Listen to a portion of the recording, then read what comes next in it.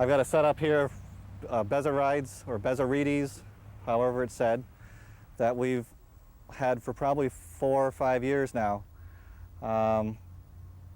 And for the most part, it works pretty well for us. We've got fairly bony ground, a lot of small, gravelly soil, and even some fairly good size pieces of gravel.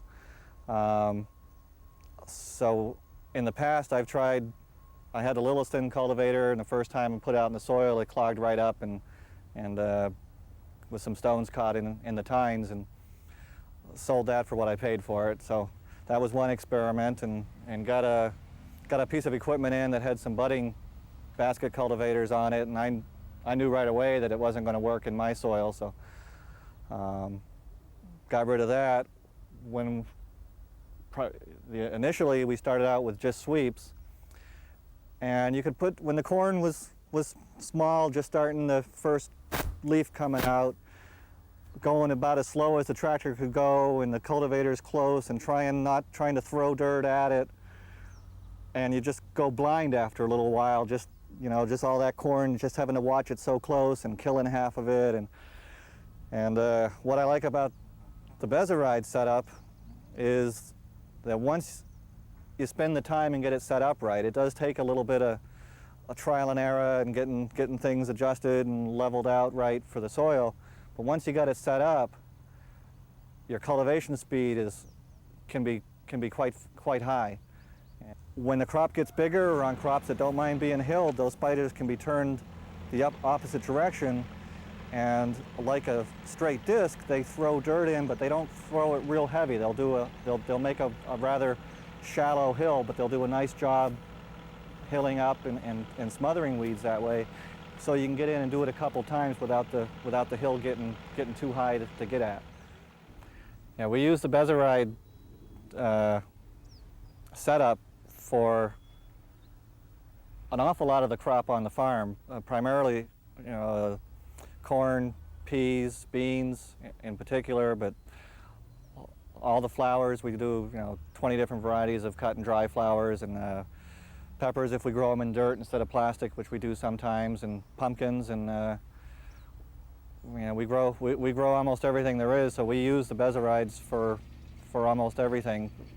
We run the spiders mounted up front, so the spiders are going along, catching weeds, moving dirt.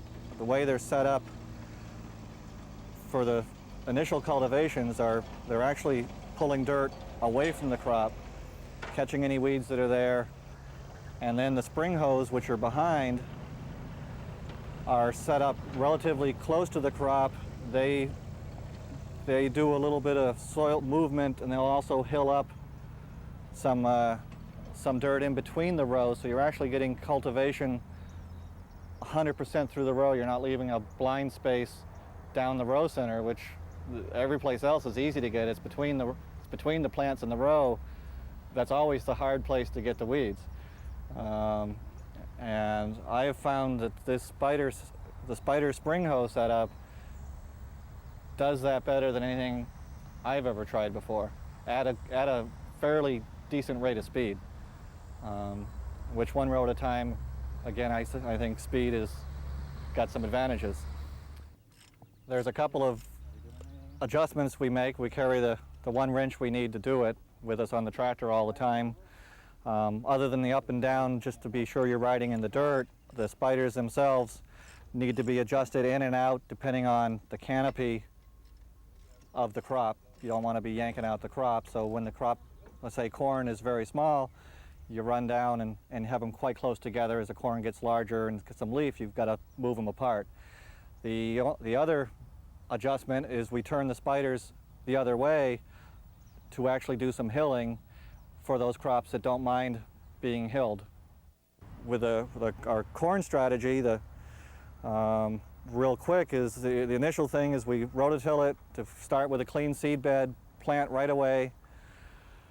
3, 4, 5 days, depending on the time of year and how quickly the corn germinates, we'll go in and run a Lely tine cultivator. It's a blind cultivation before the corn, well before the corn is even coming up through the ground. Like I say, I average about four days after we plant, just to try to keep the weeds from flushing up. Shortly after the corn comes through, like at spike stage or just after spike, we'll lily blind cultivation one more time.